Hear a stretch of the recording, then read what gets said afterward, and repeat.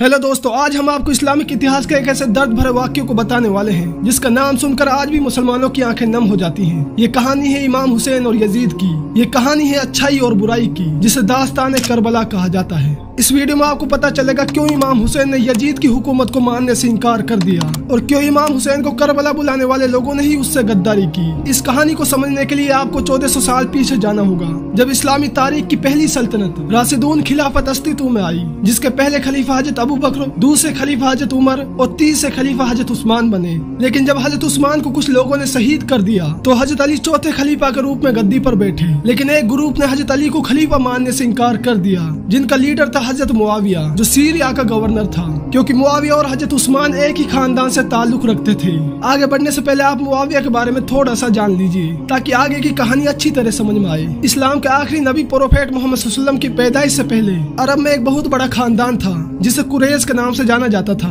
कुरैश में से दो खानदान निकले, जिसमें एक बनु हाशिम तो दूसरा बनु उमैया। बनु हाशिम में प्रोफेट मोहम्मद सल्लल्लाहु अलैहि वसल्लम, हजरत अली और उसके बाद हजरत अली के बेटे हसन हुसैन थे। और बनु उमैया में अबू सुफियान, फिर इसके बाद मुआविया की पैदाइश हुई और इसी मुआविया का बेटा था यजीद, जिसके ऊपर ये पूरी कहानी है। अब हम अपनी मेन कहानी की तरफ आते हैं। मुआविया ने हजरत अली से कहा, जब तक आप हजरत उस्मान के कातिलों से बदला नहीं ले लेते मैं आपकी हुकूमत को नहीं मान सकता। लेकिन हजरत अली का कहना था इस मामले को बाद में देखते हैं, क्योंकि अभी मुसलमानों के हालात ऐसे नहीं है कि उन लोगों को सजा दी जाए। जब इन दोनों में कोई बात ना बनी तो मुसलमानों के बीच दो खून रेजी जंग हुई, जिसे फर्स्ट मुस्लिम सिविल वार कहा जाता है, जहाँ पर हजारों मुसलमानों का कत्ल हुआ और इसी जंग के नतीजे में हजरत अली को शहीद कर दिया गया। इसके बाद हजरत अली के बेटे हजरत हसन ने गद्दी संभाली। लेकिन मुसलमानों के बीच इस नफरत और जंग को खत्म करने के लिए हजरत हसन ने मुआविया से एक समझौता किया, जिसके तहत उसे मुसलमानों का नया खलीफा बना दिया, जहाँ से इस्लामी तारीख की दूसरी खिलाफत शुरू होती है, जिसे खिलाफत उमैया कहा जाता है। 19 साल हुकूमत करने के बाद 680 ईस्वी में मुआविया की डेथ हो जाती है और गद्दी पर बैठता है यजीद, जहाँ से दर्द भरी दास्तां शुरू होती है।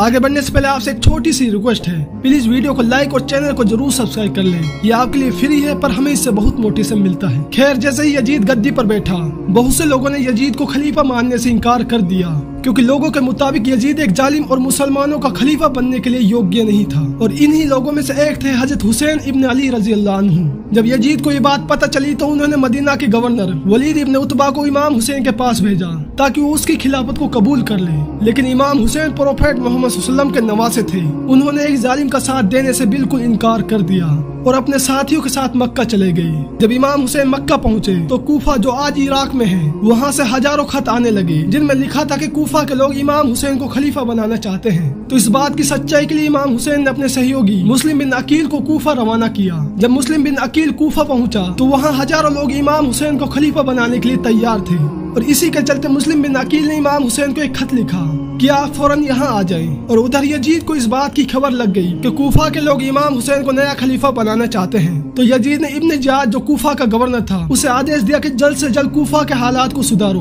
इब्न जियाद ने कूफा के लोगों को यजीद के कहर से डराया और इस डर की वजह से वो सब यजीद की तरफ हो गए और मुस्लिम बिन अकील को कत्ल कर दिया गया। और उधर मुस्लिम बिन अकील का खत मक्का इमाम हुसैन तक पहुँच चुका था। इमाम हुसैन मुस्लिम बिन अकील के कत्ल से बेखबर होकर अपने 72 साथियों के साथ कूफा सफर पर निकल पड़े। लेकिन तकदीर ने उनको करबला पहुंचाना था, जहां लाखों लोगों की किस्मत का फैसला होने वाला था।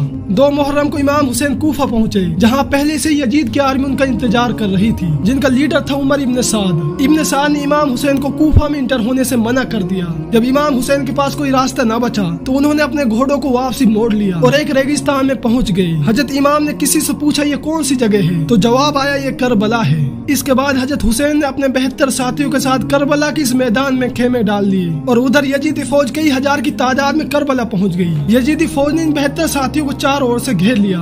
इमाम हुसैन ने उनसे कहा, हमें वापसी मक्का जाने दिया जाए या फिर हमारी मुलाकात यजीद से कराई जाए। लेकिन यजीदी फौज इस बात पर सहमत नहीं हुई, क्योंकि उनका मकसद इन सबको कत्ल करना था। यहाँ तक कि उन्होंने नहर फुरात, जो सिर्फ इस करबला की जमीन पर पानी का एक ही जरिया था, उसके पानी को रोक लिया ताकि इमाम हुसैन के साथी प्यास की शिद्दत से मर जाए। अब इमाम हुसैन के पास जंग के अलावा कोई रास्ता नहीं बचा था और जंग हुई और धीरे धीरे इमाम हुसैन के साथी शहीद होते गए, क्योंकि यजीदी फौज कई हजार की तादाद में थी। जब धीरे धीरे सब साथी शहीद हो गए तो 10 मुहर्रम को इमाम हुसैन मैदान में उतरे। हजरत हुसैन अकेला खड़ा था और ये जालिम हजारों की तादाद में थे। इमाम हुसैन के सामने अपने साथियों की लाशें पड़ी हुई हैं, जिनमें एक छोटा बच्चा 6 साल का अली असगर भी था। ये देखकर इमाम हुसैन जालिमों की फौज पर टूट पड़े। भूख और प्यास की शिद्दत में भी इमाम हुसैन ने बहुत से दुश्मन फौजियों को शहीद कर दिया। कोई उनके सामने सीधा न आता था, क्योंकि वो अल्लाह के शेर हजरत अली के बेटे थे। बहरहाल एक अकेला कब तक इन जालिमों को मुकाबला करता, और शाम होने तक इमाम हुसैन को शहीद कर दिया गया। ये करबला की जंग एक दास्तां नहीं है, ये हमें बताती है कि जालिम के सामने खड़ा होना हमारी जिम्मेदारी है, चाहे उसके लिए तुम्हें अपनी जान कुर्बान करनी पड़े।